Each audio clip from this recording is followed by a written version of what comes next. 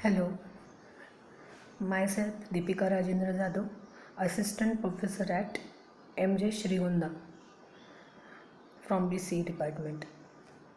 Today we start our new subject 40Y, that is the Java or introduction to Java concept. This is the programming language.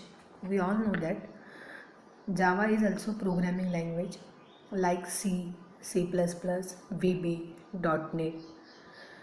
So what is the difference between Java and C++ language? Because both are object oriented programming language, but there is some difference between Java and C++.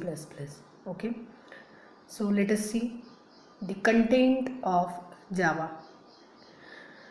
In first chapter we have to see what is Java, where is Java used, features of Java, Java program translation, Java virtual machine, Java system overview, Java program development phase, advantage of Java, disadvantage of Java, and project. These all the contents we have to see.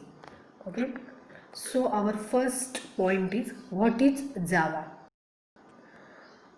Earlier we have seen that Java is object oriented programming language as well as platform. Okay, means when we used Java language, then there is a necessary to create the object of class. In C++ we have seen that we always create the object of each class. Similarly, in Java, we have also create object of each class. So it is the platform for the software making, or by using the Java, we can also make different type of software. So first is Java is object oriented programming language as well as it is a platform. Java was developed by team lead by James Gosling at Sun Microsystem. And third point is Java is the first programming language which provides the concept of writing the program that can be executed using the web. Means when we write the program in Java language, then that program will be executed on the web. Okay, means it is in the web format. Your output will be in the web format. So this is the first Java programming language which is the produce the output on the web format. Okay, so this is the Java. Next point is where Java is used. Okay, so there are some many applications where Java is used. From that we have to give many applications where Java used. First one is desktop application. In desktop application there is Acrobat Reader, Media Player and Antivirus. These all are the software, different software, and for making this software we have to use the Java language or application. We can say that applications. Okay. Next, web applications. Different types of web applications. For example, IRCTC, Java Point, etc. These all applications are made by using the Java language. Enterprise application. In enterprise section we have to use Java language like banking application, business application. Also in your mobile there is a many apps, and out of that apps many of the apps are done by Java language. If you want to make the embedded system, then also we use the Java language. For making the different games we also use the Java language. And last one is robotics. So these are the applications of Java. In short, desktop, web and enterprise application. Next point is features of Java. What is the features of Java? We can say that Java is a simple language because it is an object oriented language, that is why it is a simple. Then next one is it is a distributed, it has an architectural nature, it is a robust, it will be interpreted and compiled. Java is a secure, it is a portable and it is a multi-threaded. Okay, means easily we can handle this language, that's why it is a portable. Securely we can manage, then we can interpret it or compile can be easily, robust, architectural nature, distributed, and one of the most important thing, that is it is a simple and object oriented programming language. So this is our features of Java programming language. Okay, next point is Java program translation. When we make the Java program, then that Java program compile, but after compilation there is a process how the Java program will be translated into bytecode, because we all know that Java program is conversion into bytecode. But what process is done? So first of all, we have to write down the Java program, that is our source program. On any editor we can write down this program. Okay, just like that NetBeans, Notepad, etc. After writing on Notepad or your any editor, it will go to the Java compiler, that is the Java C. Next option is Java C. What is the role of compiler? Compiler can convert high level language into middle level language or machine level language. This is the work of compiler. After completion of the compiler working, it again goes to hello.class, that is the Java bytecode. Okay, every Java program has to convert it into bytecode format. Using the compiler, it will convert into bytecode. Then that bytecode has to interpreted for XP, Mac or Unix. These are the operating systems. So for which operating system we have to write down Java program, then interpretation has to be done. Okay, so this is the overall Java program translation. Next point is most important, that is the Java virtual machine. What is the Java virtual machine? So it is a usual computer which translate high level language into machine language. We all know that computer can't understand the high level language, so it is necessary to convert high level language into machine level language. So for the Java programming, there is a Java virtual machine which is convert high level language into machine level language. So it is the main component of the Java language, that is JVM, which used for translation of high level language into machine level language. Just like that, Java virtual machine also translate bytecode into machine code. Okay, JVM is also used for to conversion of bytecode to machine code, and JVM are available for many hardware and software platform. Means there is a variety of JVM are available. So this is the JVM, that is Java virtual machine. Next point is, we all know that Java is an object oriented programming language. Means what? Object oriented programming language. In C++, we have to see that if we can create the object of class, and using that object we can call all the functions, all the methods, all the variables of that class, then we can say that this is the object oriented programming language. In C++ we have to done that, we have to do that we create different types of object for different type of class, one or more classes, and by using that object we call all the members of that class.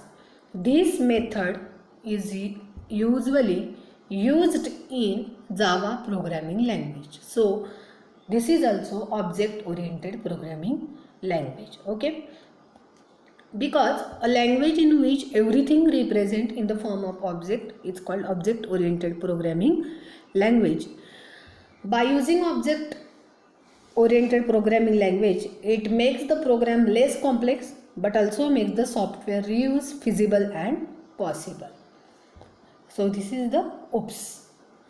And there are different types of concept of OOPS which I have studied in SY in C++, that is first object, second class, third encapsulation, fourth inheritance, fifth polymorphism and abstraction. These all the concepts of OOPS. Object, it is a small entity of the class. Class is a multiple collection of different types of object. Encapsulation, in short, we can say that it is a data binding process where data cannot be hidden to the outside of your class. Inheritance means there is a one base class and multiple derived classes which inherits the properties of base class into the derived classes. This concept is called as inheritance. Next, polymorphism, where the many forms are available, that concept is called polymorphism. Means one class has a many forms, that is the polymorphism. And last, abstraction, when one class can abstract the functions, properties of other classes, this point is called abstraction. So these are all the concepts or features of OOPS. Next point is Java system overview. How our Java system look? So first one is our Java application, then our Java programming language. This overview of the system. Okay. On the right hand there is a Java class library, inbuilt library. Then our next point, Java virtual machine, that is the JVM. In the JVM there is a 3 section: class loader, after that verifier, after that execution. And there is a interface, it is a necessary Java native interface, and we have to require the operating system. Means for the Java program, these all things we have to require. First one is operating system, then editor, that is the Java application, then Java programming language. We have to know that the syntax of Java programming language. There is an inbuilt class, that is the Java class library, then JVM, which converts high level into machine level, and this goes to 3 phases: class loader, verifier and execution.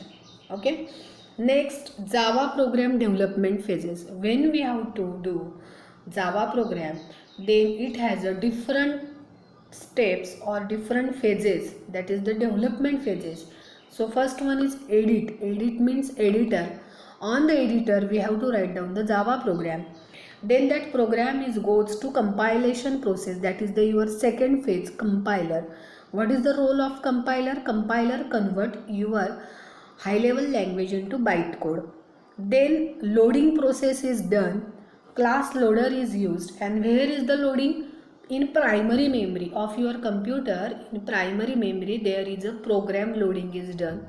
It will be checked, that is the phase number 4, that is the verification is done at the phase number 4. What is verified?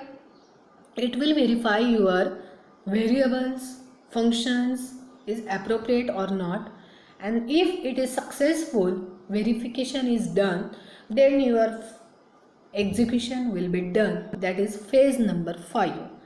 Phase number 5 is execute. Then your program will be execute. So there is a 5 phases. First one is edit, second one is compiler, third one is load, fourth one is verify, and fifth one is execute. Then next point is data type in Java. Just like that in C, there are different types of data type. Just like in Java also there is a data type. So data type has a 2 sections, non-primitive data type and primitive data type.